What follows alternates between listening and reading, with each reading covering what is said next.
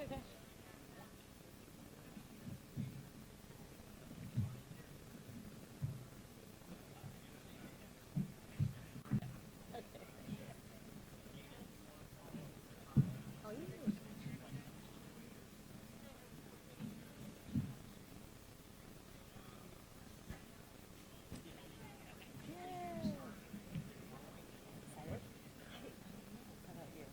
Okay. Oh, yeah. I'm nervous. So nerve-wracking, I think. Oh, you did? Yeah. I did like a little. Scott just argued with me before I left.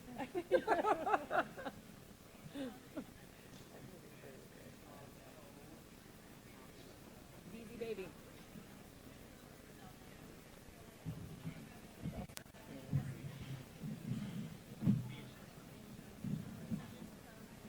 Have you done this before? Yeah, we did the league last week, and it was, I mean, this is very proud. So, yeah. When we get started here for questions, if you want to answer a question, you raise your little paddle, and the moderators will recognize you. That way, we'll have everybody stepping on each other in terms of the conversation. If you want to make a comment after somebody else does, likewise. Okay, cool.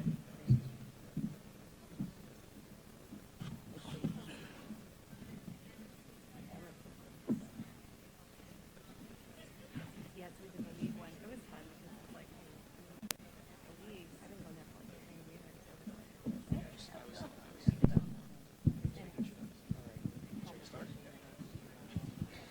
Good evening, ladies and gentlemen. First of all, I'll start and say we appreciate very much that you braved the weather today and made the effort to get here in spite of I-4's ultimate makeover. My name is Jack McRae, and I'm the Advocacy Manager for AARP here in Florida. And that's all I'm going to say. I'm going to keep it brief, but I'm going to introduce AARP's State Director, Jeff Johnson, who'll give you just a brief welcome. Thank you, Jack. So on behalf of AARP in Florida, I really appreciate your presence here tonight. And certainly it's wonderful to have candidates for Congress come here and get a chance to hear from you all and answer your questions, because whether they're issues around Social Security or the environment or education or any other of the issues that you bring with you, you deserve more than a 30-second soundbite, and this is your opportunity to get that. So I appreciate you giving up your time to come and hear from the voters and get to speak to the voters. But more than anything, at AARP, we are founded on the principle of citizens who are interested in the process, wanting to be a part of the process. And so thank you so much for the time you're taking to be down here and to hear from these candidates. Without saying anything else, let me turn it over to our great friends and sponsors and partners in this, the League of Women Voters. Charlie? Thank you, Jeff. Thank you, Jeff. The League of Women Voters is proud to sponsor, to join in partnership with AARP, the Orlando Sentinel, and Fox 35. This is the second time we've sponsored this type of forum. Some of you all may have been there in 2012 when we did this for some races for State House and State Senate. The League is represented tonight by Patty Brigham, who's from Orlando, but she is the first vice chair of the State League. So let me introduce Patty.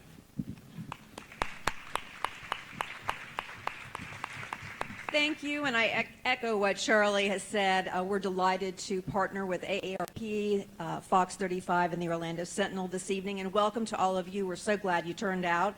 We're really happy to, the Florida League is delighted, really, to host the event here in Orange County, which boasts the largest single league in the United States. Wow. Yes.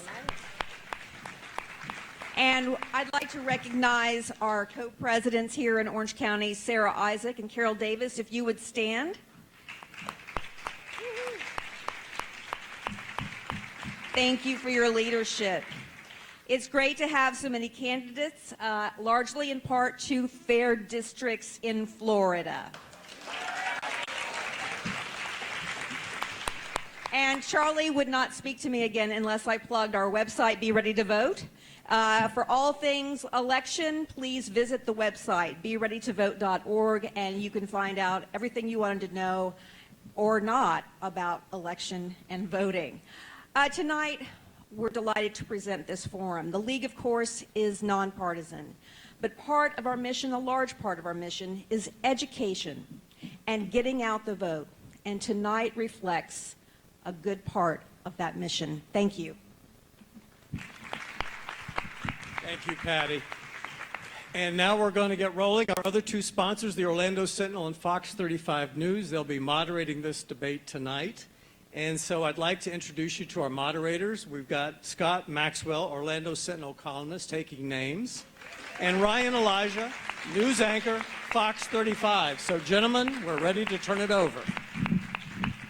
Thank you, Charlie, and thanks to all of you guys for being here. And I want to echo what I think it was Patty just said. My praise and thanks to the League for Fair Districts.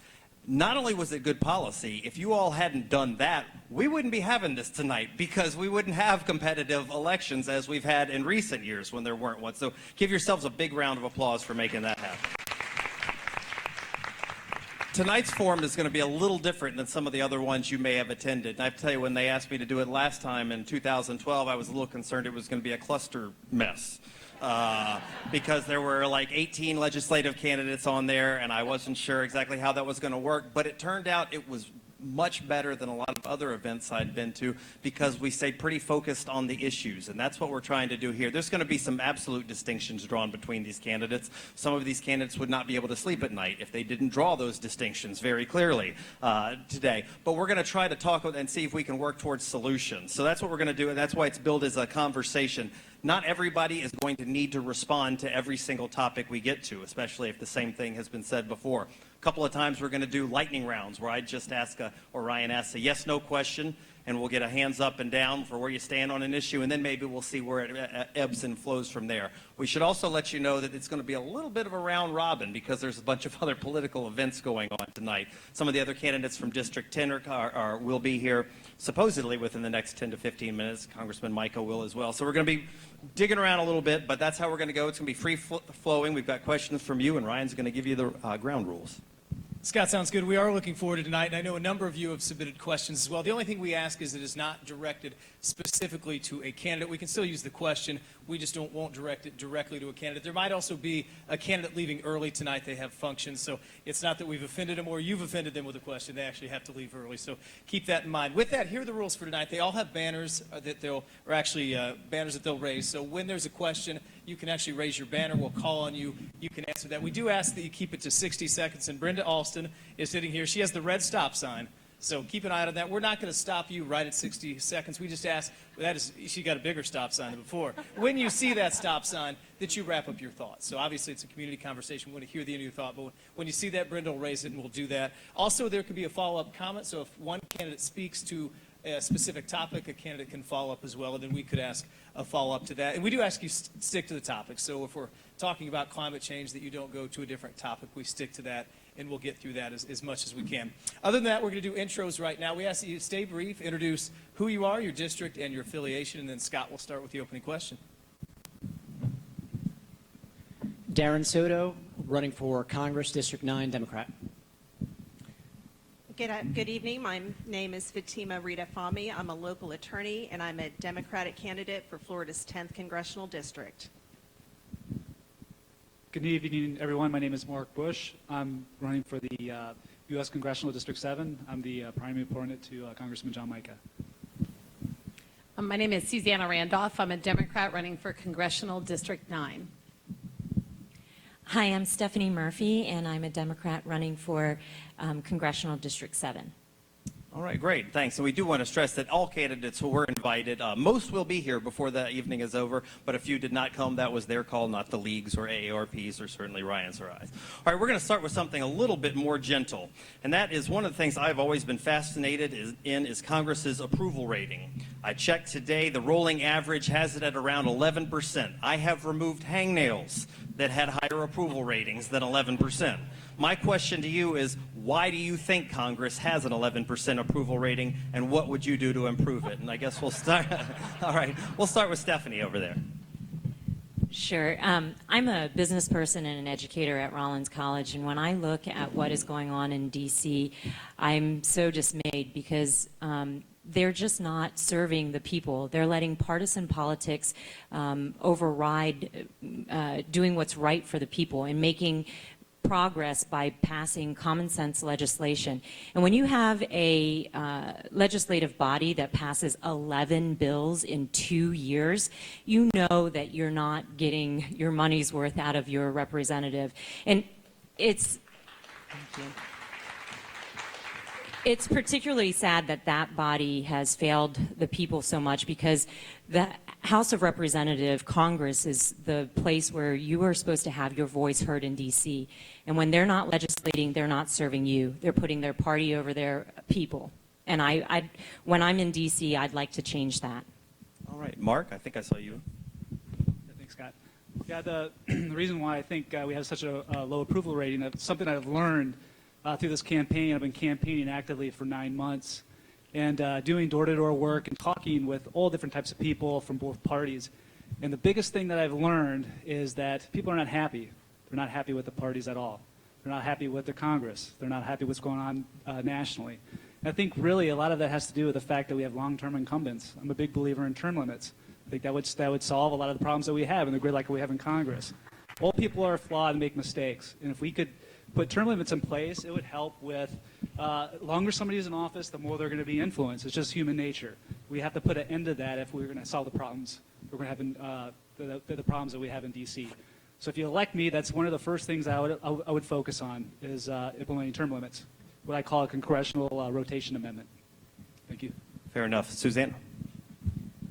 I would say I think it boils down to 3 words, and that's campaign finance reform. And I think the reason it is because I think our Congress has really lost touch with people. Right now, there's a revolving door of former Congress people becoming lobbyists, and also super PACs, Citizens United, corporate PACs, this dark money coming into elections. That kind of thing really turns people off because it makes our congressional representatives more beholden to money than it does people. And I, for one, I've worked on campaign finance reform in my past, working on initiatives in states like California and other places. And I absolutely will bring that fight to Congress because we have got to get the money out of politics. All right. Well, now we did talk. We're going to have a natural follow-up, and I'm going to give you one right here, Susanna. How do you do that with Citizens United? How do you impact campaign finance? Well, I mean, I think we continue to challenge it, right? Over the course of history, we've seen the Supreme Court make a wrong decision, but it doesn't stop the electorate from really passing laws. Citizens Initiative is a great way for us to challenge the Supreme Court. There are a whole lot of rulings that the Supreme Court has reversed because they've seen the damaging impact it has on our democracy. So we need to continue to be out there, be loud about it, point out the opportunities we have to change it. And hopefully one day we'll be able to get the Supreme Court to reverse that ruling. Fair enough. All right, Fatima, 11%. I would step back and go to the very beginning. So in Congressional District 10, this is an open seat with no Republican incumbent. We have 4 Democrats running.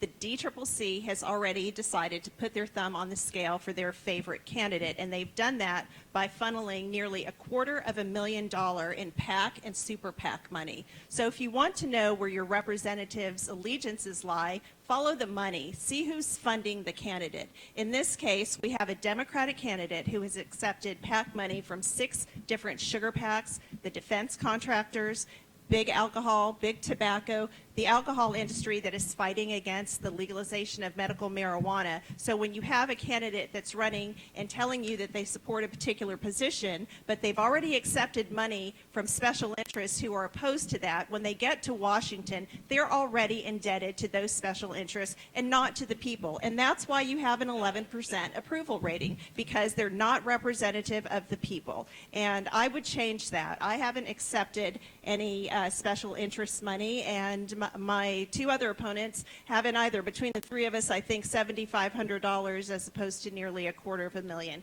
So really, if you want to know, follow the money. I've got a packet outside in the lobby detailing all of the PAC and Super PAC money that the DCCC has funneled to their puppet candidate. If you want to see it, it's also public information at fec.gov. Anybody can access it.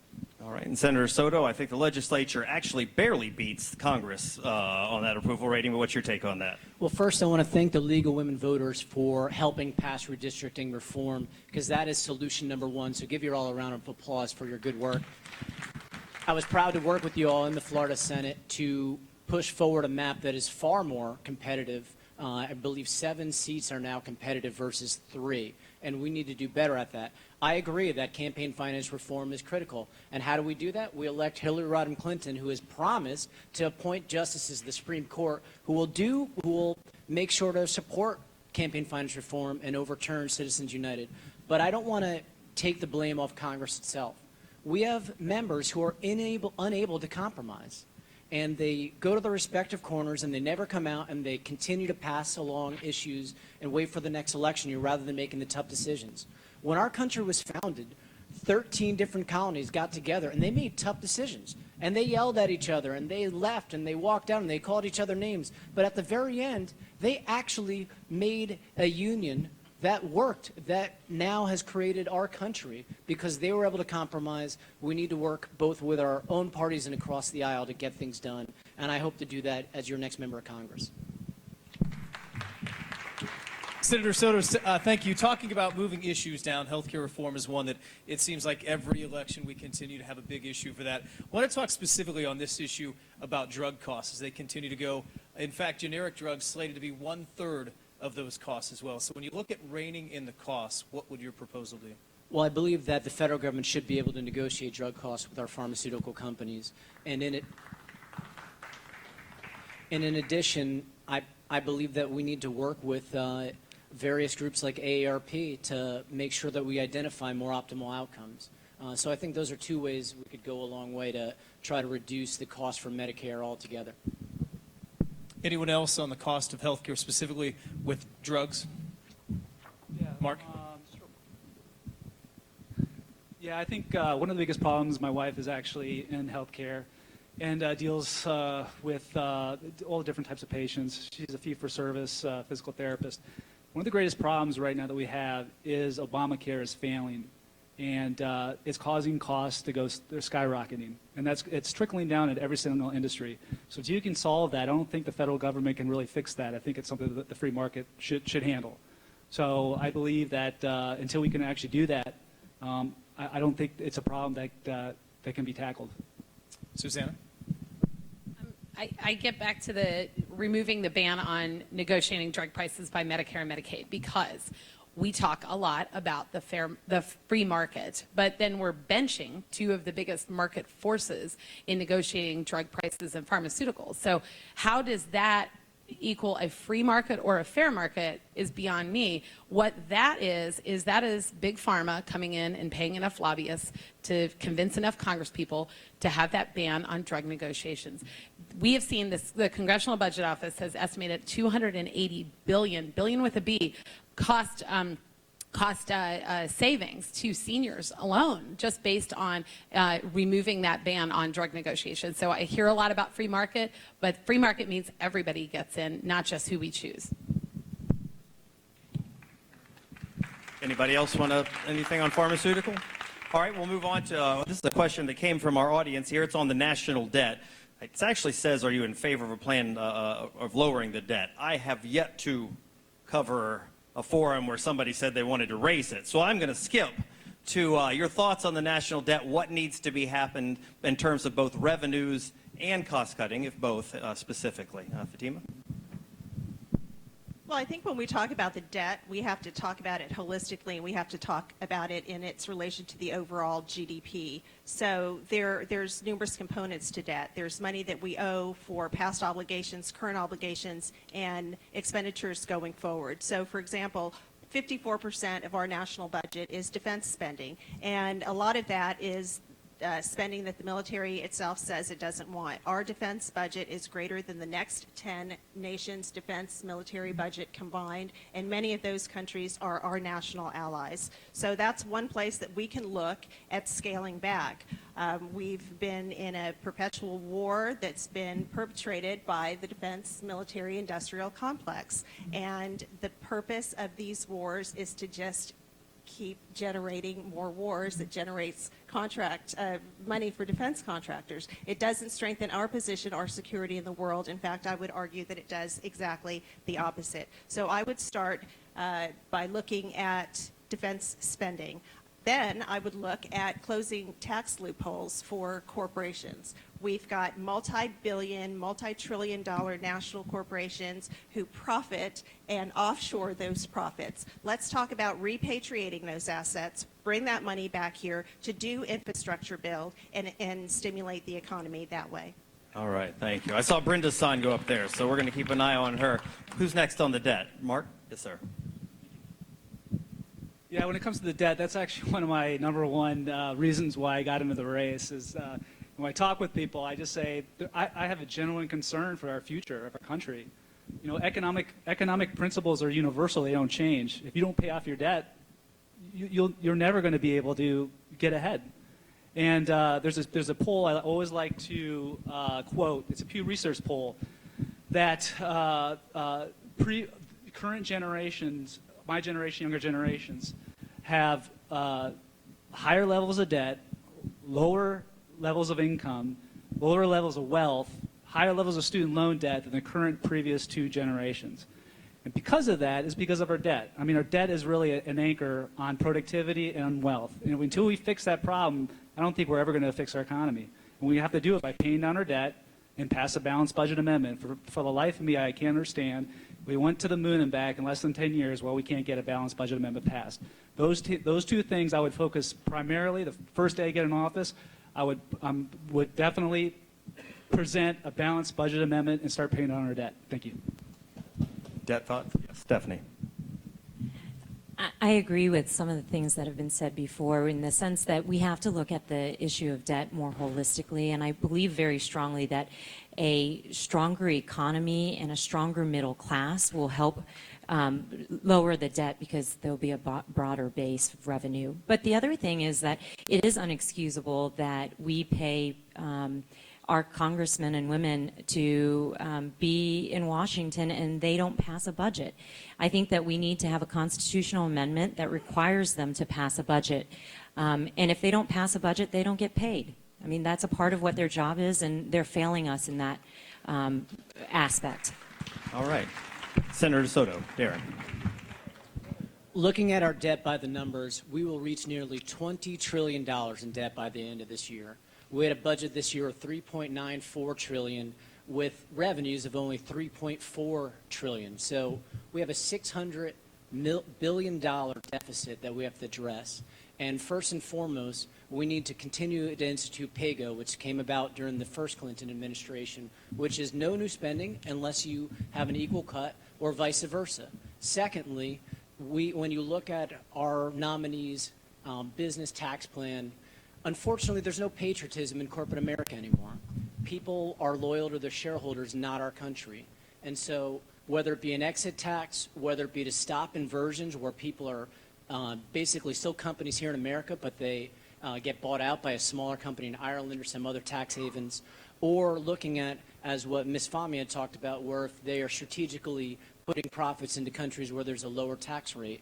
Those are all critical things. And finally, we do have a bloated defense budget. We are spending money on wars that don't directly affect our national security, and we need to get back to only foreign threats that directly affect America, not everywhere across the globe. And Ms. Randolph. I would agree that we have to really reinvest in our economy. When our middle class is strong and thriving, that's when we are seeing less of a debt being racked up. I think there's making sure we're closing corporate tax loopholes for especially those corporations that ship jobs overseas. They should not have those corporate tax loopholes, and instead we should close those loopholes, reinvest into American infrastructure, which creates jobs, reinvest in our roadways, our bridges, our schools. What we saw with the American Recovery and Reinvestment Act is we got people back to work, we fixed some of our infrastructure, and we helped to start bringing down the national debt. But the problem is that we continue to manufacture these budget crises. When I don't believe we have a budget crisis, I think we have a leadership crisis. When we're putting Social Security and Medicare on the table before we're talking about closing corporate tax loopholes, as well as taking a hard look at wasteful spending within the defense industry, we have our priorities completely backwards, and we need leaders who are going to go to Congress and fight for the folks who have earned benefits on the table and make sure they're kept clean and are kept secure, and that we're closing those corporate tax loopholes and looking at the defense industry. Yep. Mark? Yeah, just real quick, I forgot to mention too, some of the other candidates reminded me, it's also is growth, or GDP. We have the lowest GDP growth in 50 years. It's just a quick statistic. CBO predicts that a 0.2% drop in GDP will cost Americans $1.9 trillion over the next 10 years. And these are just quick statistics. In the last 8 years, we've had a Democrat-controlled administration. We've had the largest growth of government in our history. Obamacare has taken over 20% of our economy. We're $20 trillion in debt. We have the lowest home ownership in 51 years. We have 94 million Americans in the labor force that are not in the labor force. 12 million more people on food stamps. Small businesses are the lowest creation in the last 22 years, which employs 70% of our workforce. Community banks are going out of business and less options. And under welfare reform, President Barack Obama took out the work requirement. All those things add up. And that's really one of the number one motivators why I'm running for office, is because in the next couple of years, these things are definitely going to come home. We're definitely going to answer to them. Thank you. I want to follow up a little bit on getting the debt spending down. Having covered politics for years, everybody will say we want to get the deficit down. It is $20 trillion. But that said, these often end up in Scott's columns as well. Things that are spent in your district. How do you balance getting the debt down versus saying no, perhaps, to someone in your district on spending that is not needed as a country, but yet for your district you want to please someone? How do you balance that?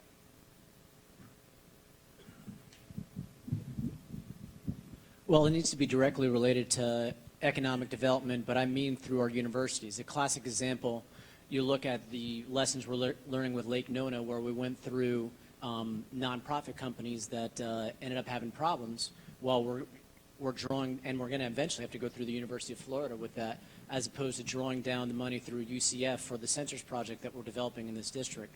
Those will advance jobs. In addition, I believe infrastructure, we always get a great bang for the buck on that.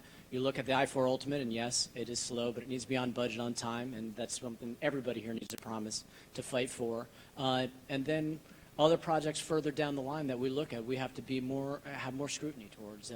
There are some key environmental projects in the district, like the Kissimmee River restoration, that we'll need to continue on, but we'll have to do it as we can afford to do it. And so you push for things that are going to enhance economic opportunities, but you have to give closer scrutiny with things that are going to be more neutral. Susanna? I mean, I think it's getting people back to work. I mean, projects that get people back to work, that reinvest in our economy, are really important. What costs our country more, to be clear, is the fact that we have folks who work 1 or 2 or 3 jobs every day in the heart of District 9, and that the best they can afford at the end of the day is a hotel room for their family. That costs us more as a country on the back end if we're not investing in projects that help drive wages, drive benefits, to help make sure that people don't have to seek public assistance, that people don't have to enhance their income with other types of public support. We need to make sure that folks are able to get good jobs, quality jobs, and that can get back to work. So every project that we look at that comes into the district should be one that gets people back to work. Also, I might add, every project that comes into the district should have a set of standards that help hiring first source hiring from the community, also making sure that a living wage is attached to that project, making sure also that we have second chance hiring for folks who are convicted felons but have served their time, getting them back on their feet. All of that will help make sure that the district thrives as a result of that spending. Fatima? I would also highlight a distinction between spending and investing. If you're investing in projects that are going to generate revenue, put people to work, and stimulate the economy, that is an expenditure, sure, but it's going to draw a return. Likewise with education. If we invest in quality, high quality early childhood education, that pays dividends down the line. So although it's an expense, it's something that we're going to get a return on. So I would, again, focus on drawing a distinction between spending and investing for future returns. All right, I mentioned that I was going to give some yes-nos. This is one I'd like to start with. Everyone says they don't like pork projects in their district, and yet none of the pork projects that are in people's districts they consider pork. So I want to pick one specific one which was controversial around here, and that's the bullet train that was from Orlando to Tampa. Rick Scott vetoed it. It was supposed to happen. Can you tell me whether you thought that was a good idea or not? And actually, let's just start with if you thought it was a good idea. Let me see your paddle up. All right, there you go. That's everybody except Stephanie? You're slow on it. Okay, everybody except Mark. All right, good. Well, I'd just like to get that. All right. And I want to go build on this one, middle class. That's another thing. If I surveyed you all have all touched on this. If I surveyed 435 members of Congress, every single one of them would say they want to grow the middle class. Yet it hasn't happened. It has shrunk. So aside from saying you want to do it, specifically, how do you plan on doing it?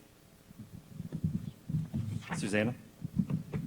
Well, I think first is focusing on, right now in District 9, we have the lowest wages of any metropolitan statistical area in the country. That is not okay with me. We're going to fight hard for $15 minimum wage. It's at least a $15 minimum wage to make sure that people can get off this, what I call an economic treadmill. People work hard every day. They work more jobs. They fight hard for their family, and they get nowhere. That's not what our country is supposed to be about. You should be able to work hard, play by the rules, and get ahead. So we need to get folks off that economic treadmill. Paid sick leave for workers so they can stay home with their children when they're sick, or their elderly family members who have just taken on a chronic disease or need their help. That's very important to me. Paid family medical leave, equal pay for women. There's a whole package of middle class reforms that we absolutely have to fight tooth and nail to get done in this country. Those are just a few of those, but those are right now the ones that are absolutely most needed, especially in District 9. I want to be the Congresswoman who got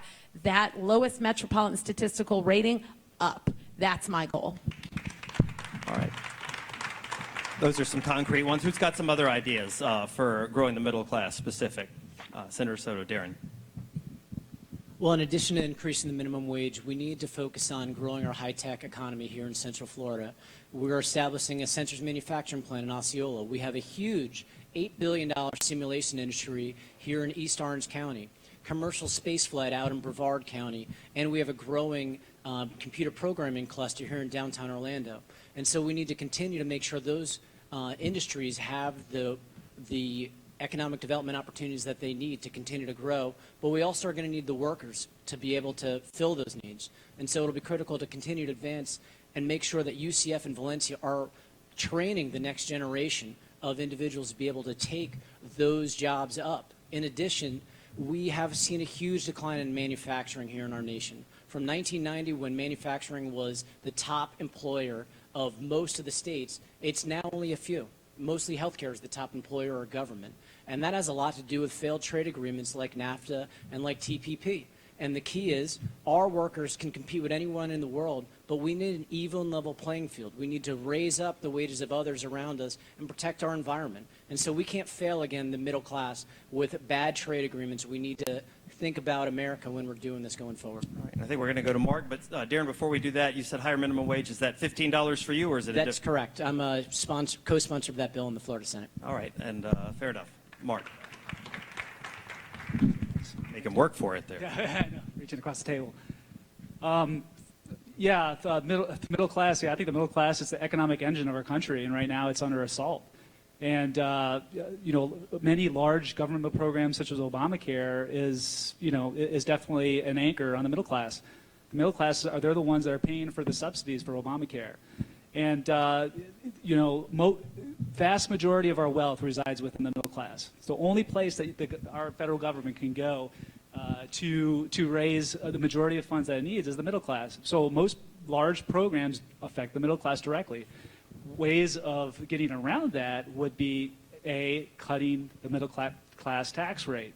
I mean, that would greatly take pressure off of them. Right here in Central Florida, we're one of the most tax-friendly states in the country, is promoting businesses that come here that will hire people from the middle class. Continue to promote job creation here in Central Florida. But I think that's one area to start, and I'm definitely not a believer in a $15 minimum wage. I think that would be an anchor on our middle class even more because it affects small business. Thank you. Ms. Fahmy. So my family moved here in 1970 from Brazil when I was 5 years old. Brazil is a country that has no middle class. You've got the 1% and everybody else. I'm old enough, and I've seen the progression culturally, economically, and socially in the last 45 years that I've lived in Orlando on and off, to see that we're heading towards becoming an economy and a society much like the one that we left behind in Brazil. That is a system where the ruling classes, the oligarchy that we're seeing here, the power concentrated in the hands of a very small number of families and corporations that glean a lot of the economic growth that is generated in this country. The so-called trickle down, we've seen that movie. It doesn't end well. It doesn't trickle down. It seems to stay at the top.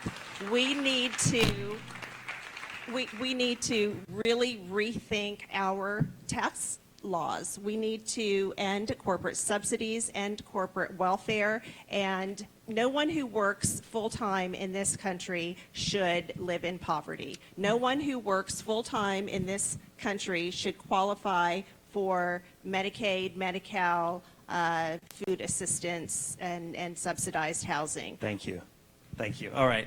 And I was going to say we also have Senator Geraldine Thompson and Bob Poe, who are also two Democrats from District 10 who have entered. So if you all want to come in and say what we're shrinking the middle class, what are you going to do to stop that? And then I'm going to turn it back to Ryan. If we simply just look at what took us out of the Depression from the 1930s, we invested in infrastructure, created millions of jobs, built roads, built bridges, built the interstate highway system over the period of the next 50 years. We invested in research. We eliminated disease.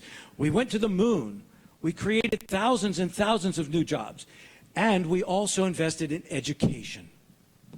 And I say invest because it's not an expense. It is an investment that you get a return on. I come also from a business background in addition to my political background, and I found that in my business I could make money in good times, bad times, any political, economic, tax, or regulatory environment, but I could not make money if my customers didn't have money. Okay?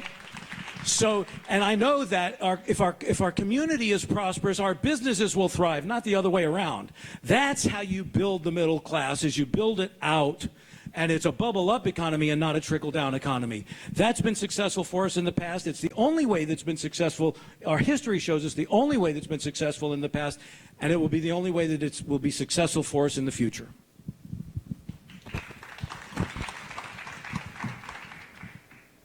Under President Ronald Reagan, people who earned over $1 million a year were taxed at 50%. And there are many people who thought that President Reagan did a wonderful job. And so I would imagine that those people should not be opposed to us going back to a 50% tax rate for people who earn $1 million or more.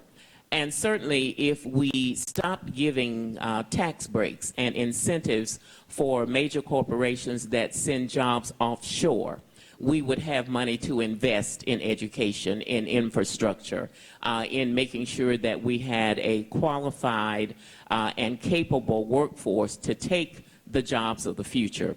We have seen here in Central Florida the Medical City, Burnham Institute, all of those biotech-related kind of jobs, and we were ending up importing people into the community to take the jobs that we were creating because we did not have the education and the training locally. So those are some things that I would recommend. Mark, quickly? Yeah, just real quick. Actually, one of the main reasons why we got out of the Great Depression was World War II. We won World War II, and it was the economic engine of the spoils of war, and that's really what got us out of the Great Depression. But I'm a big believer in Fatima, we're different parties, but I agree, corporate welfare, it's a big problem. Progressivism is government picking and choosing winners and losers. They're picking and choosing large companies. It's fully affecting the small business. Small business generates 70% of the employed jobs in our country. If we continue to attack small business, we'll never address the middle class problem. Thank you. Mark, thank you. Our next question is from the audience. It deals with voting rights. The question is, what is your position on the Supreme Court's decision to cut the Voting Rights Act of 1964? And specifically, do you think voter fraud actually exists in any meaningful way?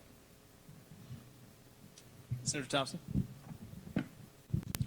The supervisors of elections in Florida have indicated that they have not seen widespread fraud as has been maintained when we were tightening the laws with regard to voter IDs, with regard to registering people to vote, lowering the number of early voting days. So it is not about eliminating fraud, because the supervisors of elections have said the fraud is not present. It's about voter suppression.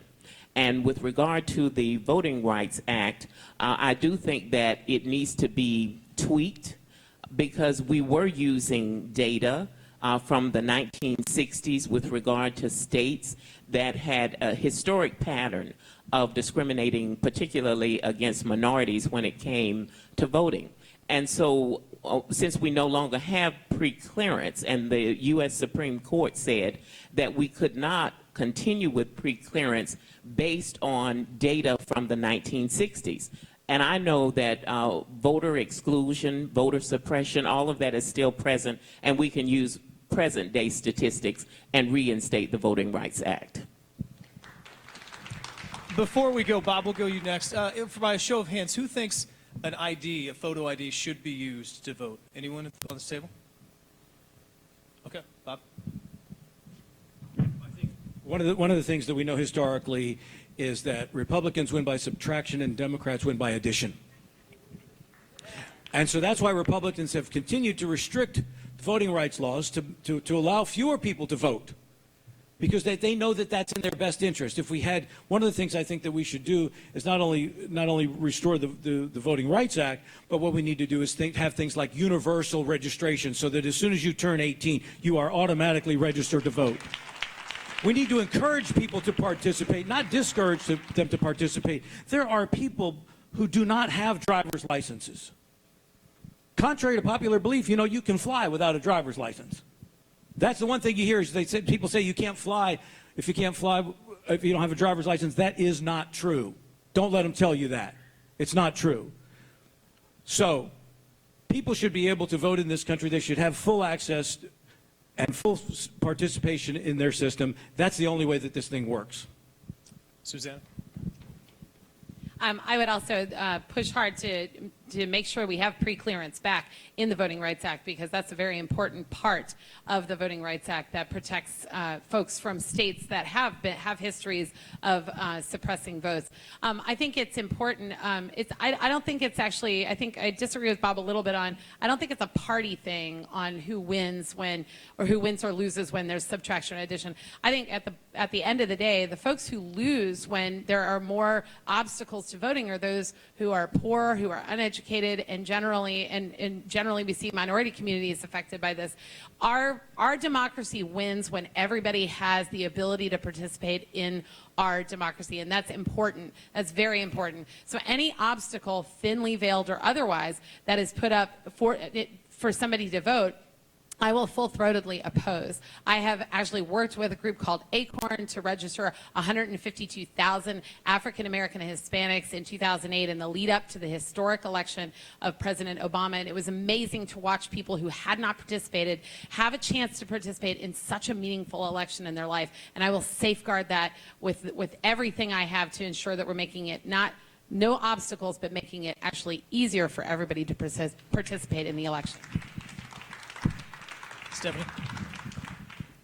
I was working at the Department of Defense as a national security specialist in 2004, and I watched what we have given in as far as treasure and human lives to ensure that we can allow other people in other countries to exercise their democratic rights. And so it's heartbreaking to think that here in our country, where democracy was, we are the model for democracy, and that we have efforts to suppress voters' ability to exercise their democracy. And so I also would just fight against any efforts to prevent citizens from being able to exercise their right, because I've seen what people have given to have the ability to vote. Mark? Yeah, we're a democracy, representative republic, but it also means that there's a responsibility for everybody that's here. It's a great responsibility. And, I'm all for everybody having the opportunity to vote. It doesn't ask much to have an ID that recognize a person as actually a legally citizen that's here, they can vote. And, we have applications that just do about everything today with iPhones and, you name it. We have applications that you could put up to music and it tells you exactly the song. It doesn't ask much to have voter ID. Make sure that somebody has actually put the effort in to want to participate in our democracy. Thank you. Senator Soto. Getting rid of the Voting Rights Act, at least in part, was a mistake. We see even today with North Carolina passing laws that were just struck down only a few days ago, that it's alive and well, where they count voter IDs that are driver's licenses but not student loans, not student IDs, or the fact that they cut early voting. I saw 3 instances here in my tenure in the Florida legislature where there was attempted discrimination. One was the voter purge. Over 200,000 Floridians, most of whom were naturalized citizens, predominantly Hispanic and African American, were attempted to be taken off the rolls right before the election. And I worked with the League of Women Voters and others to stop it. In addition, I sat through an Ethics and Elections Committee meeting where a supervisor of elections from Duval County passionately argued that he should have discretion not to have early voting for a full 2 weeks, even though they have a traditional souls to the polls trend there in Duval County with a large African-American minority population there. And thirdly, I saw my peers argue about IDs without touching the only part of election fraud that's happened, that's documented, which is the vote by mail ballots. So largely by and well, there is discrimination still going on, and we need pre-clearance to make sure we're safeguarding that. I think we're going to move on to the next topic now. And Mark, I know you're a little outnumbered here, but I want to thank you for showing up. Not everyone did. So, all right, this one is for our AARP friends. Social Security. Fact: Social Security pours over $5 billion a month into Florida's economy. For many Floridians, it is their only income. If elected, will you take action to update Social Security so it is financially sound and provides adequate income for current and future generations? And if so, how would you get that done? Senator Thompson. One of the things that we need to do is to eliminate the cap. Now, if you earn $118,500 a year, once you reach that threshold, you no longer have to contribute to Social Security. And so by eliminating the cap, you would have wealthier people who would have to pay into Social Security just as everyone else does. And it would make it solvent, it would make it sustainable, and so scrapping the cap would be one of the first things that I would work on with regard to Social Security. Fair enough. Anyone else? Oh, Susanna saw an opening. Go ahead. You were looking for it, so I would agree with the senator that adjusting and protecting and expanding Social Security benefits is huge and at the top of my list, and making sure that we're getting rid of that cap. I think millionaires and billionaires should pay their fair share into Social Security. If they do, it's solvent for decades to come, unquestionably solvent. And I'd also like to push back on any use of the word entitlement. Social Security, Medicare are not entitlements. They're earned benefits. And I think it's not only having I'd like to be a partner in Congress, not only to help remove that income cap, bring fairness to the system, but work to try to re-message this, because Social Security is one of the best investments, best programs, and most financially accountable programs that we have in this country. And I want to be a partner in making sure we change that debate and bring that debate back so that we're protecting and expanding Social Security benefits. Mark, yes, sir. Yes, ma'am. Thank you. Yeah, I think Social Security, currently right now, we have a $400 billion Social Security shortfall. And without it, by 2033, my generation and younger generations, when they're coming up on retirement, I don't think I'll ever retire because I work all the time. But anyways, we'll have 23% reduction in Social Security. And it's definitely a problem we're going to have to tackle. The money's been spent. It's been spent on programs that it wasn't supposed to be spent on. And the only way that you can tackle this, you have to do it across the board. Seniors that have invested their whole life, and sometimes it's their only income, should absolutely get every single penny with interest that they paid in Social Security. But our generation, my generation, will have to rethink that. We'll have to work a little bit longer. We're all living longer. And, we have to look at maybe possibly taking a little bit of our income and allowing for an individual to go ahead and to invest it himself. Because the private sector has been very proven that people can do a lot better than can do Social Security. Thank you. Hey, Fatima. I attended the Democratic Party platform drafting committee meeting in Orlando early in July, and I was disappointed that there was some very weak language in, among other things, the cost of living adjustment for Social Security. It's been a long time, and I think we have to look at that. I would fight against the stated platform of the Democratic Party to keep that stagnant. I think we have to expand and protect Social Security. Certainly, as my colleague Senator Thompson alluded to, scrap that cap. I mean, we just $118,500, and it's free money after that as far as Social Security is concerned. If you make more, you need to contribute more, and it works well when all of us do well. Darren. I agree we do need to scrap the cap of 118,500, but the question will be, do we absolutely phase out or do we absolutely cap benefits from there? And I'm certainly supportive of capping benefits at the 118,500 figure, because when you look back to what our President Franklin Delano Roosevelt initially intended was for seniors who need to retire in their golden years with dignity, have that money there to do so. And the other issue will be what was briefly alluded to, which is whether we convert from consumer price index for workers, which heavily relies on gas, which is why there were no cost of living increases this past year, or whether we go to consumer price index experimental, which heavily weights medical expenses. And certainly I'm supportive of switching over to CPIE because we have not seen a cost of living increase in a while, and it's time to change. All right, Bob. And actually, does anybody disagree with that part? No? All right, I'm trying. Bob? Our seniors deserve a raise.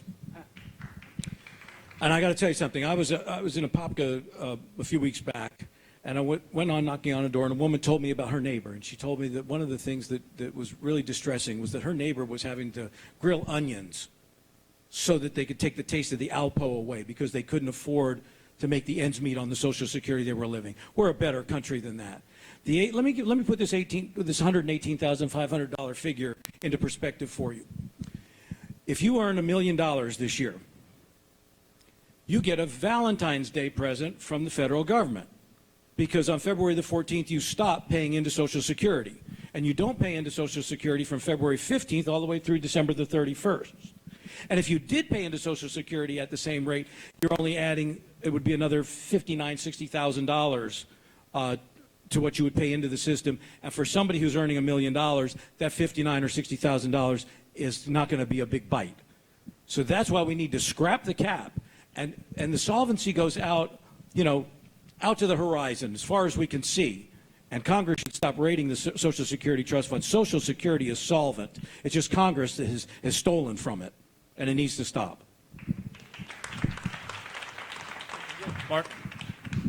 Yeah, I think I'm in somewhat agreement with the cap. Yeah, taking a look at that, absolutely. But the fact of the matter is just, Bob just mentioned, that we're spending Social Security. The federal government's been in charge of this program from the beginning, and we're already $400 billion in debt. If we continue to modify it, what are they going to do with the money? Are we going to be $1 trillion in debt after another 10 years if we go back and we modify it? That's all I'm saying. So we have to look at some other ways to have to deal with this problem. Thank you. All right, let's go to our next topic. The three people elected in November, by the time they reach Congress in January, will be in some very heated discussions, including immigration. And the question from the audience tonight, would you vote to restrict people of certain religions or from certain countries from immigrating to the United States? Fatima? They all want to answer this. I think I'll answer this one first, since I'm probably the only immigrant on this stage. I think we need to take a look at immigration reform What does that mean? We hear that all the time, common sense immigration reform. I think there's a way that we can vet people thoroughly and responsibly, safeguard our national security interests, at the same time living up to the American ideal of welcoming people who come from around the world looking for a better opportunity. That's what's made America great. America is a country of immigrants. Immigration is a reality that's going to continue to exist. People will continue to come to the United States. We have to find a way to safeguard our social national interests, national security interests, but at the same time welcoming people here. It's absurd and un-American and untenable to think of excluding any particular religion, nation, or ethnicity from coming into that country, and I would fight strenuously in opposition to that.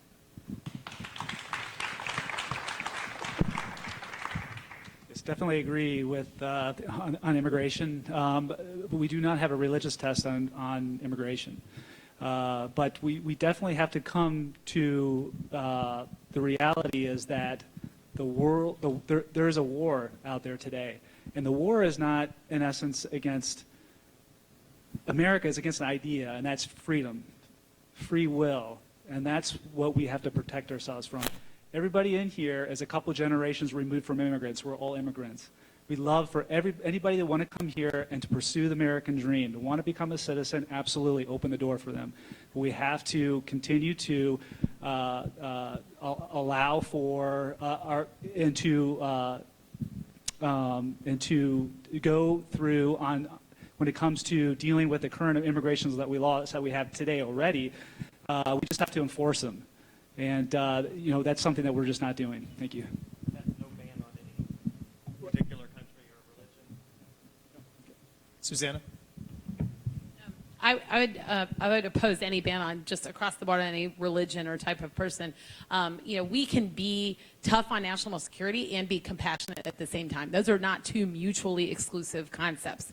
And I worked for the congressman in District 9 for a long time running his office, and I know how tough our vetting process is.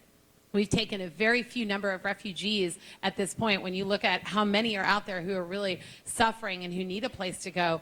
And having worked with a young girl in our office who is trying to get her parents out of Venezuela, which is an incredibly terrible place right now because of the strife that is happening, the poverty, and President Maduro, what he is doing. We have been trying to get her parents out for a really long time. There is a very tough vetting process on our immigration system. But what I will say is, while we're being tough on vetting folks, we have to make sure that we're not allowing this kind of rhetoric to continue where we're talking about one set of people because of their religion or their race or who they are.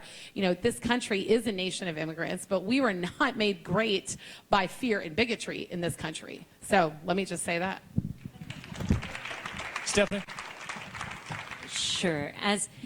As an immigrant myself, my family came here when I was 6 months old. They hopped on a boat and were escaping communist Vietnam, rescued at sea by a U.S. Navy ship, and we spent some time in a Malaysian refugee camp, and then were brought to the United States, immigrated to the United States, sponsored by a Lutheran church. I have gone on, my parents worked very hard. I got focused on my education. I've gone on to work for startups, Fortune 500 companies, with the Secretary of Defense, working side by side with sailors and soldiers to ensure the safety of America.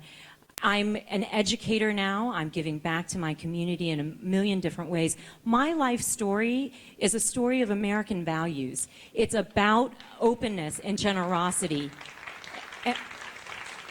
And what happens when hard work and opportunity get together. I just find the idea offensive that and un-American, and it's not the America I know. America is great because of families and stories like mine, and it's great today. I also think that I've worked in national security, and I will tell you that the way to address our security issues is not to spew hatred and vitriol and create divisions within our society. Senator Thompson. Well, you can't paint everyone in a group with the same brush. We just lost someone here in America that we call the greatest. and he was a Muslim. He did not go to the Vietnam War because he did not agree with the war. He was active in the civil rights movement and broke down barriers for many people, and he was a Muslim. And so when you say that we're going to ban all Muslims, you don't take into consideration that people have different ideologies, different perspectives. And so I am not in favor of banning any particular group based on religion, based on race, based on nationality. We have committed to taking in 10,000 Syrians, and we really have to own up to our responsibilities for destabilizing some of the countries in the world, and then providing asylum or providing a safe harbor for people to come to the United States. So I do not favor the ban. Senator Soto, you've been very patient. A religious test is not only unconstitutional, it's a total embarrassment that we even have to talk about this right now. And I'm proud of our President Barack Obama for doing the right thing and working with fleeing children and their mothers who are leaving Syria from tyranny. And we need comprehensive immigration reform with a pathway to citizenship now. And I was proud, sure, we could clap at that. And I was proud to host the top Hispanic in Congress, Congressman Javier Becerra, in the district this last week in Auburndale, where we had a roundtable with Dreamers, and we talked about the opportunity. If we can't get comprehensive immigration reform, at the very least, we need to ratify DACA, we need to ratify DAPA, and stop sending our Dreamers away and stop breaking up families. In addition, we are sending away highly qualified students who could stay here and help create the next Google or the next Microsoft because of arbitrary quotas on highly skilled students and entrepreneurs. And then lastly, we need to work on a farm worker visitor program that actually works, that doesn't set people up to fail so that they stay here unlawfully, and that is fair to both employers and employees. All right, thank you. All right, I promised a few lightning rounds, so I'm going to do 2 in a row, yes, no. And if anybody else comes in later, we'll go back and ask them these questions too. First of all, yes, no, there has been a lot of discussion about the quality of the presidential candidates this year. But is there anyone here who doesn't plan on voting for their party's nominee? All right, so there we go. You have that one down. All right, yes, no. Do you support the universal background checks for all gun sales, regardless of whether they take place? Regardless of where they take place. Raise your hands if the answer to that is yes. All right, Mark. We're going to let you tell a little bit about your position here, then. Well, sorry about that. Yeah, it's okay.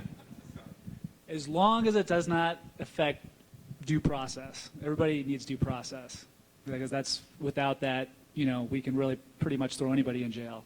So as long as this doesn't affect due process, I'm definitely for more. I'm a conservative. I'm a big believer in the Second Amendment. But there's things that we can do, especially what happened here recently here in Orlando, that we can do to protect or to keep guns out of the hands of people that are definitely here to harm and hurt Americans. Does anybody want to talk about guns in general? Because that's a topic that we've got about 3 different cards on. If any thoughts you have, Susanna. Yeah, I mean, my daughter was 8 months old when Newtown happened, and I was changed deeply, deeply inside by that. And as a mom, I am going to absolutely stand strong against the NRA on a whole set of issues, and making sure that not only we have expanded background checks, but we bring back the ban on assault weapons. Absolutely. And when an AR-15 guns down kindergartners in their own classroom, we have got to bring that ban back. I'm sorry, we're going to do that.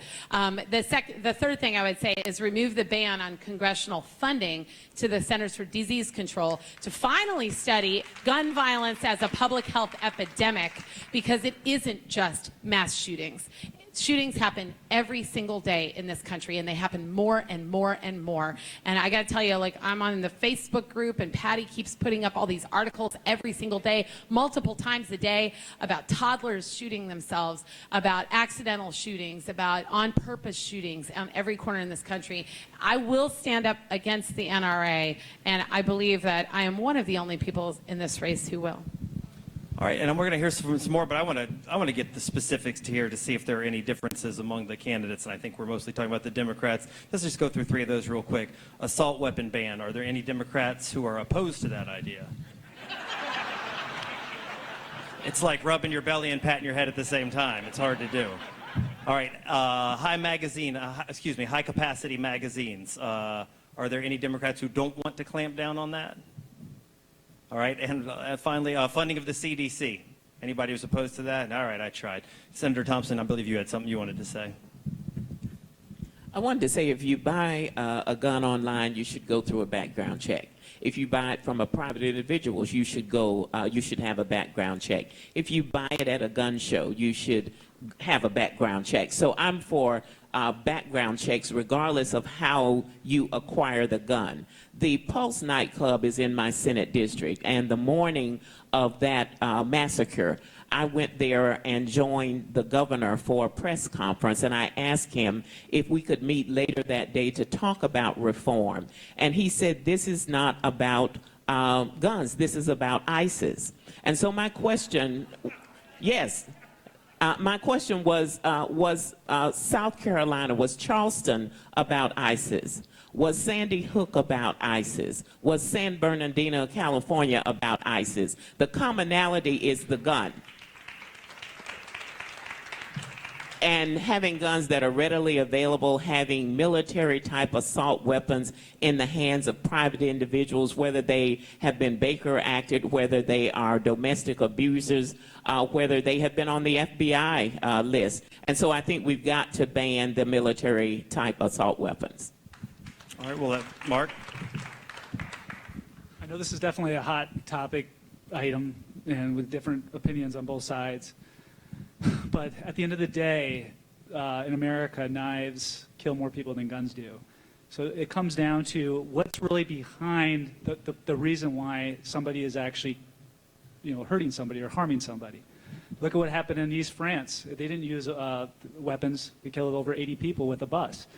The only problem that I have with the assault weapon is that it affects semiotic weapons. And semiotic weapons is just about almost every single good big portion of people that have concealed weapon permits holders, they're responsible gun owners, have a semiotic weapon, and that's where the slippery slope is, and that's why I can't support that. Thank you.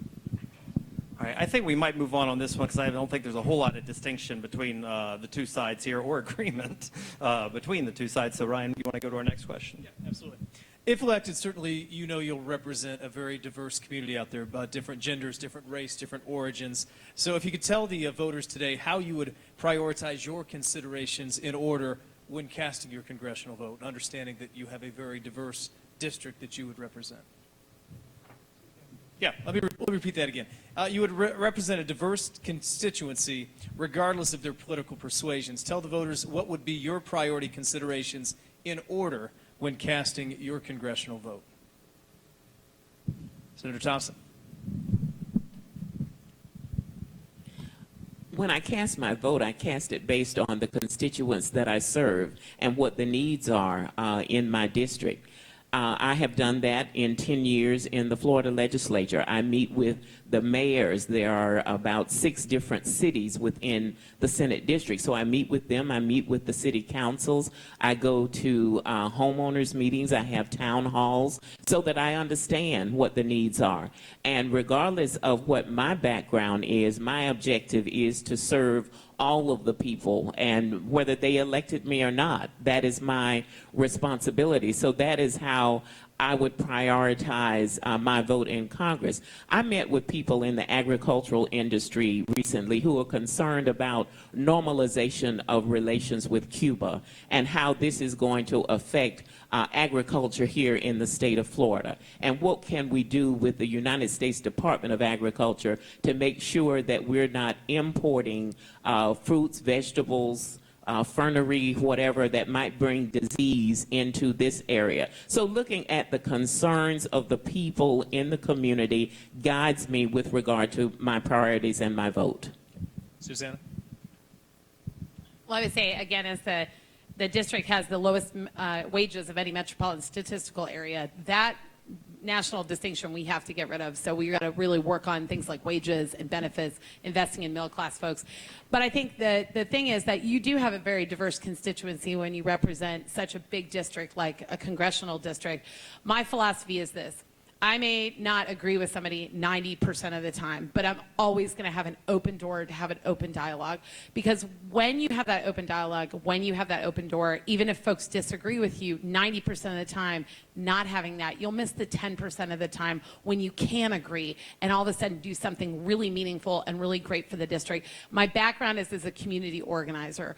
We are trained from moment one to build coalitions, to get people together, to focus on the problem that's in the middle of the table, not focus on who's at the table. So if we have somebody who we're ideologically opposed to on the other side of that table, but they've got a great idea on how to fix a problem in the district, we're going to have that conversation with people. And that's what I think we need more of in Congress, is that open door, that open dialogue, that honest discussion with each other.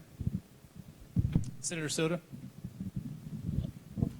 The first priority is common issues between all groups, regardless of demographics, like higher paying jobs through developing high-tech manufacturing and other high-tech wages, also raising the minimum wage, also making sure we have access to high-quality education, high-quality health care, and a clean environment.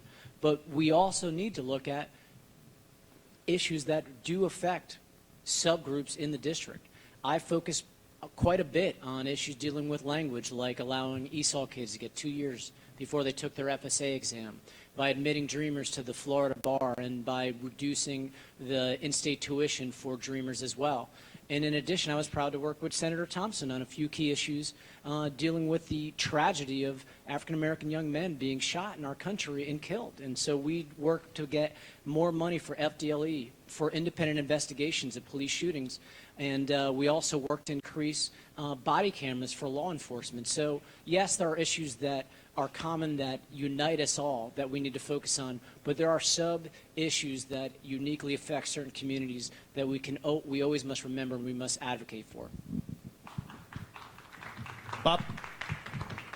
Yeah, the people that I talk to as I go out into the community, the thing that I hear is that they want a government that works for all of us and not just some of us. They want an economy that works for all of us and not just some of us. And they want us to fulfill a promise of freedom and justice for all of us and not just some of us. Right. You know, I have a background in business and in national security and in education. And in all of those areas, you have to work with people who have differing views and get together and come up with solutions and common sense solutions to problems. And so that's the approach that I'd like to bring to being the representative. I also believe that government that is right for each citizen is a government that's right for every citizen. And so that's how I would approach it. And I also want to say thank you so much for having me tonight. I've really enjoyed being here, and I'm apologizing that I have to slide out, but nice to meet everyone. All right.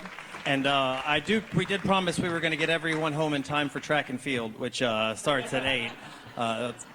Although we see some hurdling here too. But first, I want to ask a question that came to me on Facebook. We threw this out, Facebook and Twitter. You know, if they had questions, that Segway did this. This is a little bit of a tricky one. Can any of you name an issue that primarily the other side of the aisle advocates that you might be in support of? Whoa, that was fast. Let's hear it.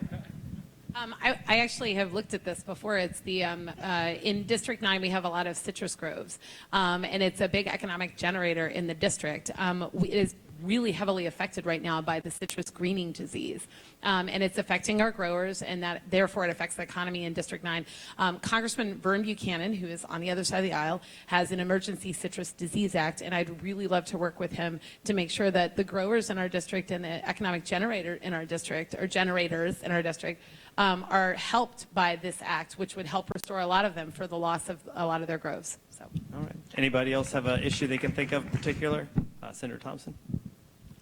We just talked about the Pulse nightclub, and the state of Florida and Orlando in particular was removed from the high threat in order to receive funding as a high threat area for terrorism. And I have talked with Congressman Micah about this issue. It is not a partisan issue. It's talking about safety and protection and our tourism industry, to be quite frank. And that is something that I can work with Congressman Micah and others who are trying to make sure that we get the funding, because we're considered a soft target, that we get the funding here in Central Florida that we need to address that issue. Or Congressman Bush. Right. That's right. That's right. I'm definitely in agreement with Geraldine on that. That was, in fact, that's something I was going to mention. I was going to mention that we definitely need funds here because we are a high target area. Florida is definitely on the radar, and I think we were pretty much all of us are in agreement. There's a lot of things that we can work with within our community and all demographics. I just think the parties, pull us apart. And, we have more in common as human beings, as neighbors, than we do as parties. And I think there's just a lot of things that we can do together. And, in fact, that's how I got my start in politics. My parents, I grew up in Pine Hills. My parents still live there, very active in the community. In fact, they're holding a candidate forum tonight. And definitely appreciative of everything that they've done. But there's definitely a lot of things that we can do. It's a very small amount that we can't do. Thank you. All right, we've not talked a lot about the environment tonight, so let's have a question on the environment. We've heard a lot about toxic algae recently in the news. We've run a lot of stories on it. Florida is currently reeling on both coasts, really. So the question is, what would you propose to remedy any future problems? Susanna?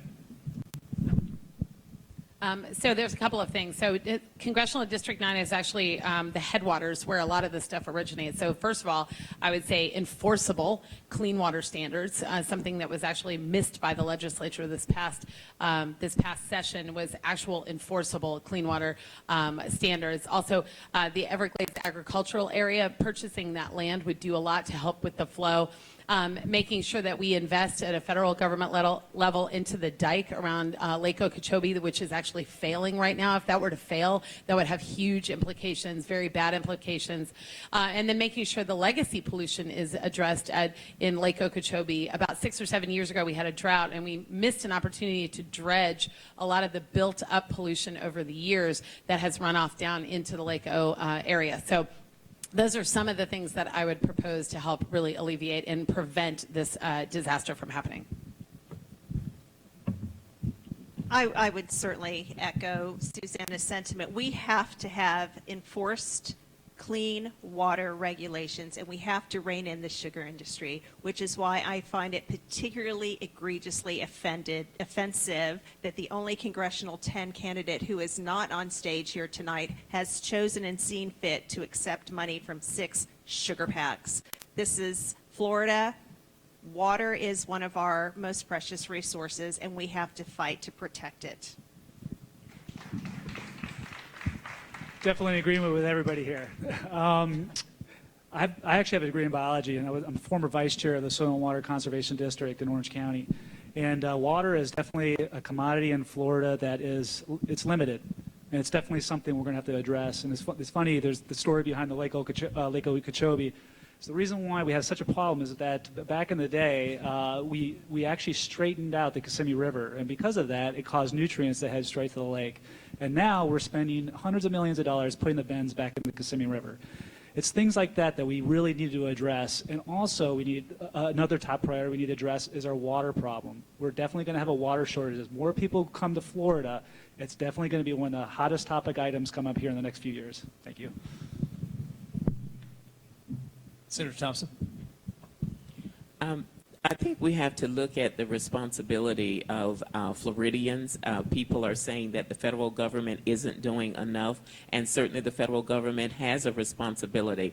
But we have to look at the nutrients that go into our waterways, and we took up the whole issue of fertilizer in the last legislative session. We have fertilizer that's used on golf courses, fertilizer that's used on our lawns, fertilizer used for gardens, and so we're going to have to look at what we are doing to contribute to the problem. Florida had years to establish its own water quality standards, and Florida failed to do that. And then when the EPA imposed standards, I was told that even rainwater could not meet the stringent standards that had been set by EPA, but we had not developed our own. And so we can't have a dismantling of our water management districts as we have seen under our current governor. So we have some responsibilities at the same time that we share responsibilities with the federal government. All right. Well, on a similar line, let's talk climate change. Do you believe it's real? Do you believe it man-made? Man has an effect on it, and what should we be doing about it? Fatima? I think that the greater weight of the evidence supports a finding that climate change is real. We're seeing it in real time in Florida, particularly in South Florida, and I think that the evidence also supports a finding that there's human intervention in making that happen. So I would be in favor of enforcing higher emission standards and doing everything we can to rein that back. One thing that's going to prevent that from happening, though, is, and I'm disappointed again in my own party's platform, is advocating for TPP.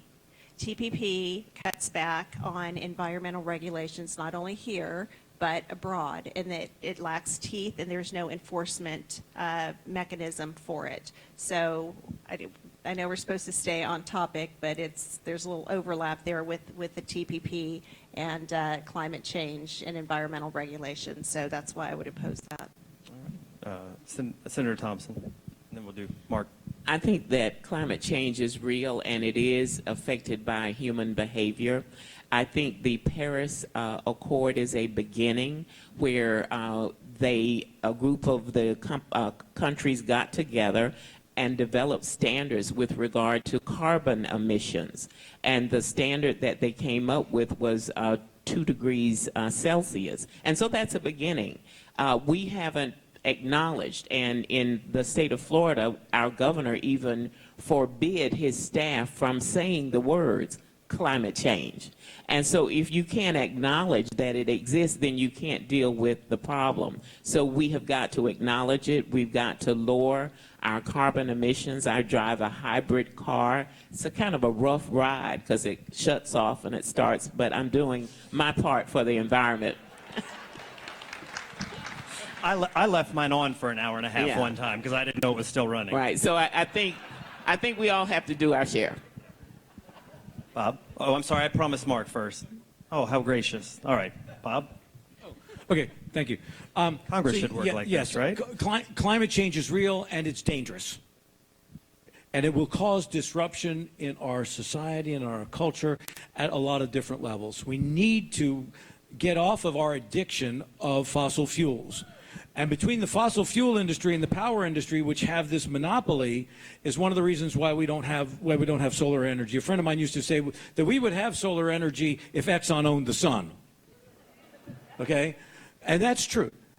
We really need to move to renewables as quickly as we possibly can. And in doing so, not only would we help save the planet for our children and our grandchildren, but we would also employ thousands and thousands of people in that conversion to renewable energy. We are the Sunshine State. We should be leading the charge in this respect, and we should get right to it.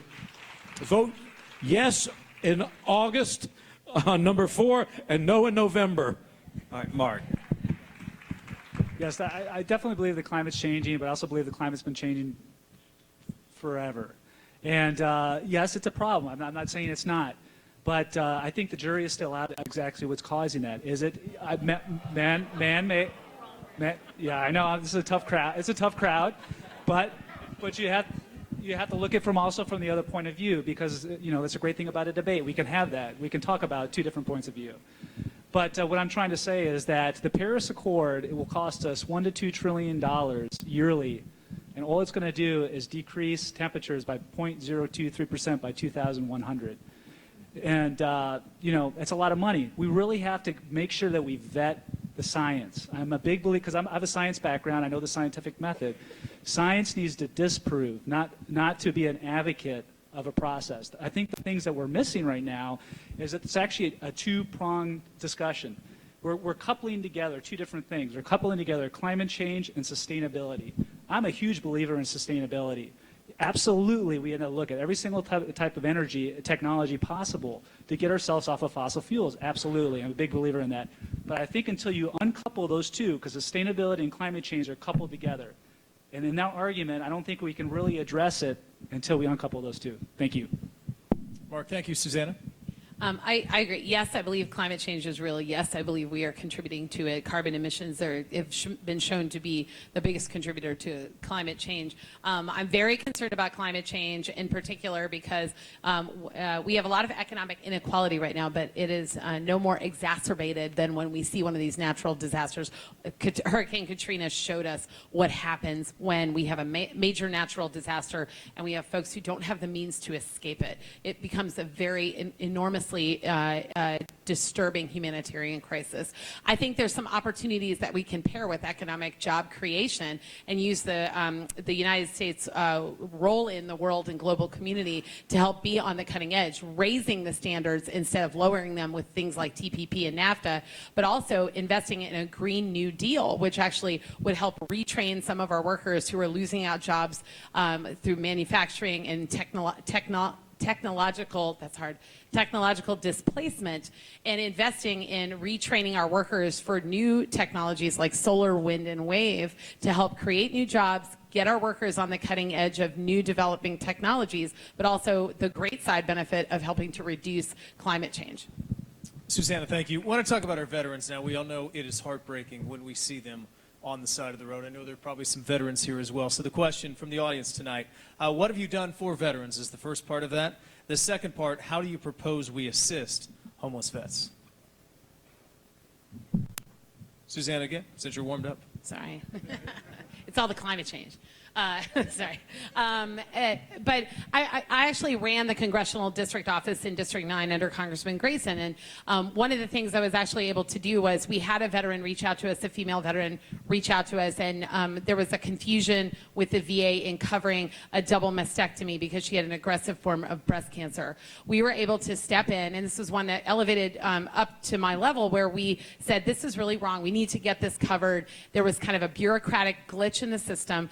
And so we were able to get the chief surgeon of Shands on the phone with the chief surgeon of the VA and get that female veteran that coverage. And to this day, she's been able to have the surgery, and she is in less of a position of having that breast cancer moving forward. So I've actually been on the inside to see what a congressional office can do to help resolve some of these bureaucratic glitches. Now, what I will say is, the VA it's kind of a death by 1,000 cuts by Congress. They keep cutting funding, and then imagine this, now there are these problems in delivering services that then those who want to privatize the VA want to come in with this kind of voucher system, highlight the problems, and then push for this voucherization. We have never seen that. Privatization does not work when it comes to taking over government services. We see costs go up, we see services go down, and the VA has a great track record on patient care. It has some of the highest consumer ratings, but we need to make sure that we give them the funding to do that. Senator Thompson?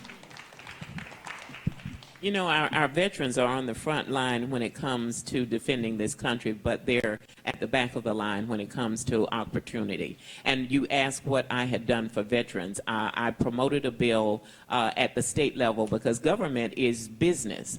And I promoted a bill that would give veterans, and all things being equal, an additional point when there are contracts that they apply for in order to do business with the government. And I've also supported initiatives to provide free admission to some of our state parks and other places for our veterans, just to say, not that that is a major thing, but just to let them know that we appreciate their sacrifice. Congressman Michael, welcome, by the way. In case you missed the question, Congressman, was what have you done for veterans, and what can we do with this growing problem of homeless vets? Well, thank you, and I apologize for being late. I was downtown, and I went to the east side, now back here. Somebody ought to do something about traffic around here. And actually, our high-tech solution is on its way, and thank all the 27 cities for cooperating. But veterans are very dear to the Micah family. Our dad died in a crowded veterans hospital. My brother is a Democrat member of Congress. Some of you don't know that. The two of us are the only two members of Congress since 1889 to serve from different political parties, and my other brother worked with Lawton Childs. But our veterans are not a partisan issue. These people have served our country, and sometimes they're the first called and the last served. The VA hospital is an example of what you can do working together. They tried for many, many years, and it almost closed down. I was able to get everybody, all the delegation, Democrats and Republicans signed, and that hospital is open. It's one of the finest. Now we're repurposing the old Baldwin Park, and that is, we've got the pharmacy open, we've got the clinic open, and last week we opened the domiciliary beds, 56 beds. We have 60 down at Lake Nona. Let me just tell you one quick story. As we finished the opening of that, a gentleman came up to me and said, Mr. Micah, I started the program down at Lake Nona. He was up at Lake Baldwin. He said that 2 months ago, he was eating out of a garbage can in a dumpster, sleeping under a viaduct, and now that program had allowed him to get back on his feet. In 2 weeks, he's going to start a job, and he said in 4 years his daughter hadn't spoken to him, and she is now helping him find a place to live. So those are some of the things I've been involved in. Thank you. All right, Congressman, you're going to be on the hot seat because we had about 5 lightning rounds of questions with just yes, no, and I vowed that if anybody came in afterwards, they would get the same questions. So we're going to do these quickly. A lot of discussion about the quality of the presidential candidates. Is there anyone here who doesn't plan on supporting their party's nominee for president? I plan to support the party's nominee. All righty. Do you support universal background checks for all gun sales? I would have to look at the language. Okay. Assault weapons ban. Do you want to reinstate that? Again, I would like to look at the language. And no, I mean the ban ban that was already in existence. Some instances in which it should be reinstated. Thank you. It should? I'm sorry? I say there are some instances. Again, I never commit to any bill unless I see the specific language. So, again, I say there are some instances where it should be reinstated. I think that question was the act yes, that was in place. But yes. Do you support mandatory ID for voting? Yes. All right. And the last one, climate change. Is it man-made? Oh, excuse me. Is it real? Is it affected by man? And what should we do about it, if anything? Well, that's not a yes or no. Can I expound? The first two, is it man-made? Is it real, and is it man-made? Well, I think there's definite changes in the planet, and I think we have a responsibility. We're trustees of this God-given earth, and we should be good custodians of it, and also get the rest of the world to be good custodians, and we can solve some of the problem. Okay. All right. But not man-made, but not human-affected? That was... Oh, well, there's no question. I've flown over, I've been in China. I've flown over South America. They're taking out huge portions of Indonesia. I've been in Africa. I've been around the world, India.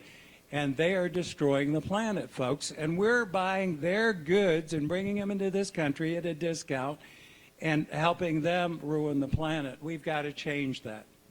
Fair enough. All right. Well, I hate to do this right when you got here, but we're about to go out. We were going to give everybody a closing minute, though, if you'd like to say anything before you leave. And I'm sure all these candidates would hang around if you have any other specific questions you'd like to ask them. We'll start with you, Ms. Fahmy.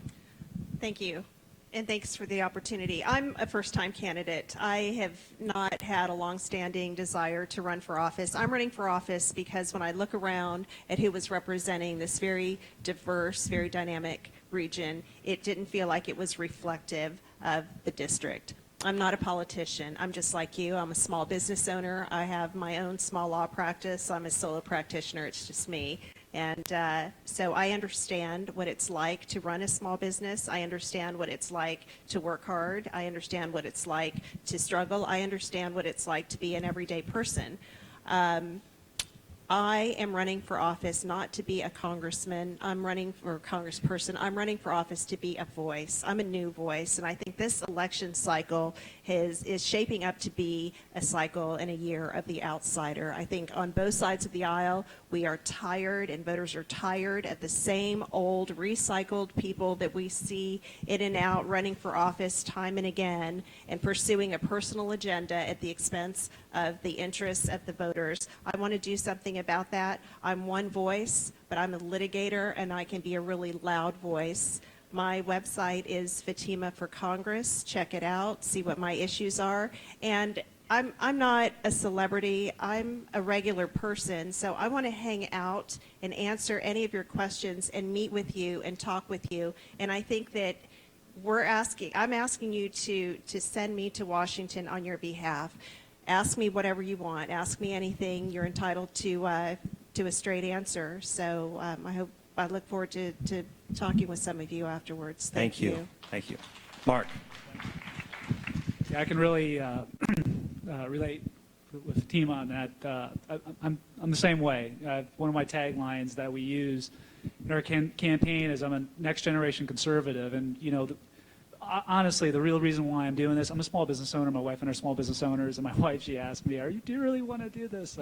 It's like, I say it's like self-inflicted pain. But what I really feel is that I'm very concerned. I'm concerned for the future. My generation, younger generations, there's problems that we're going to have to address. And if they're not addressed today, and that's things that Congress is just not doing. A lot of long-term incumbents that are in Congress today are going to be long out of office when the problems we're going to have to address. So yes, I'm fully grassroots, and we do tons of door-to-door work. And I'd be happy to say that I'm the only candidate in District 7, the District 7 race, that's not supported by large donors and by the party. And I just ask that you all take a look. My website is markbush.us, and it's Bush like the beer. I'm not related to the company nor the president. But I just ask you, I really appreciate everybody tonight. I know my points of view are a little bit different, but that's a great thing about this arena. We can debate. And it's something that is losing in this country is the fact that our parties are ripping us apart, and we're not able to talk with each other anymore. But I really appreciate for everybody to give me the opportunity to give you a little bit of idea about myself. I just ask that please take a look at my website and just consider me on August 30th. Thank you. Thank you. Thank you, Senator Thompson. I'm Geraldine Thompson, and I have served this community for the last 10 years in the Florida legislature. I did not seek to begin a legislative career in Congress. I ran for the Florida House of Representatives and was elected in 2006. I learned to craft bills and get them passed. I ran for the Florida Senate in 2012 and continued to work on legislation and appropriations and brought millions to this community to support programs and projects that are very important to us. And I also provided countless hours of constituent services, helping them to solve their problems. And those are the responsibilities of an elected leader. Ambition is one thing and preparedness is another. And I am the only individual in the race for Congressional District 10 who's ever been elected to office or who has any legislative experience. So I am best prepared to serve the constituents of Congressional District 10 on day one. I've been in the trenches. I've been working for this community for decades and getting results. I am a workhorse, not a show horse. And on August 30th, at least by August 30th, I ask for your vote so that I can continue to serve this community this time in Washington, D.C. Thank you. My name is Bob Poe, candidate for the 10th Congressional District. One of my mottos in life is if you want to make a difference, you have to be the difference. And I will be the difference in Washington. One of the differences is that I don't go to Washington in debt. I don't go to Washington in debt to any special interests or to the lobbyist community because I've funded a large percentage of my own campaign. So I will go to Washington and I will be debt-free. So because you are going to be my special interest. The voters of the 10th Congressional District will be my only special interest. And I think that that's important. And that is a difference. Another thing is my passion for public service, my passion for constituent services that I have a background in back in my old radio days of working with constituent services. Our offices will be open at nights and on weekends so that people can have the opportunity to get their problems solved on their timetable and not necessarily on Washington's timetable.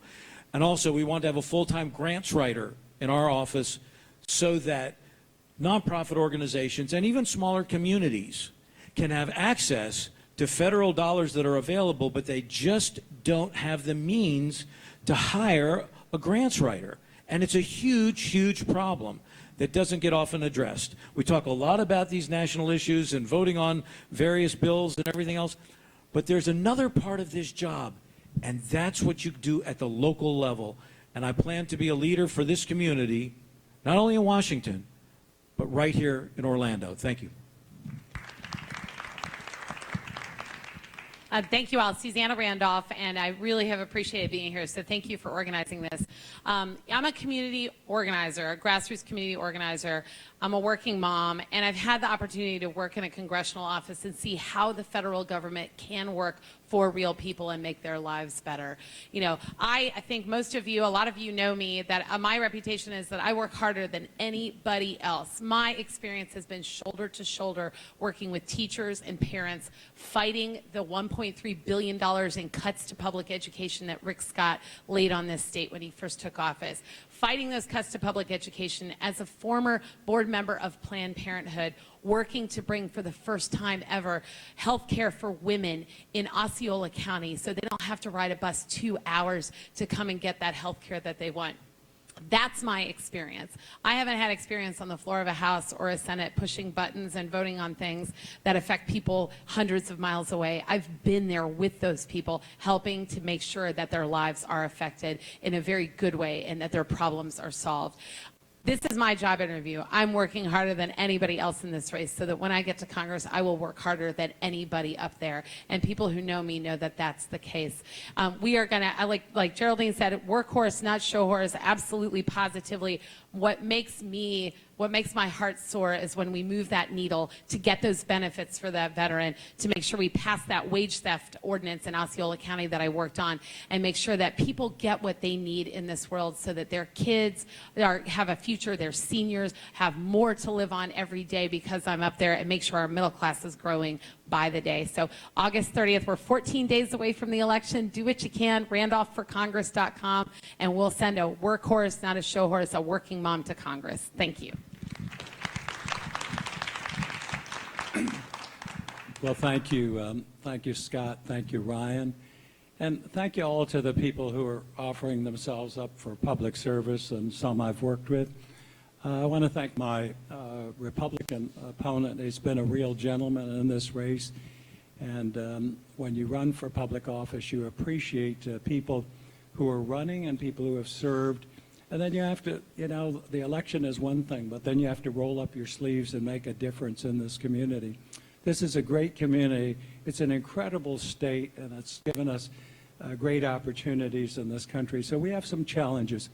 I believe there isn't any challenge that we can't face if we just join together. Some of them take longer. Sunrail was 22 years, the Veterans Hospital 20-some years, and you have to dust yourself off and then work together, get everybody in the same direction. If we all work together, and I pledge to do that, there isn't anything we can't achieve. A lot of people have some serious needs. I remember taking the bus, working the night shift at the Miami Herald, washing dishes, loading boxcars, like many of you. But this is a great country, and we can make it even better, just working together, solving some of the problems that we have. We've had challenges in the past, we have challenges now. But I am telling you, we can do it, and we can make our lives and others even better.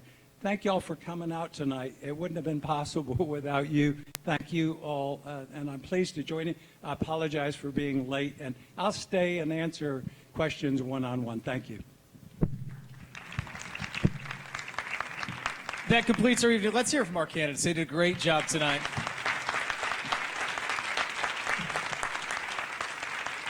I think Mark touched on one of the beauties of our democracy is different viewpoints.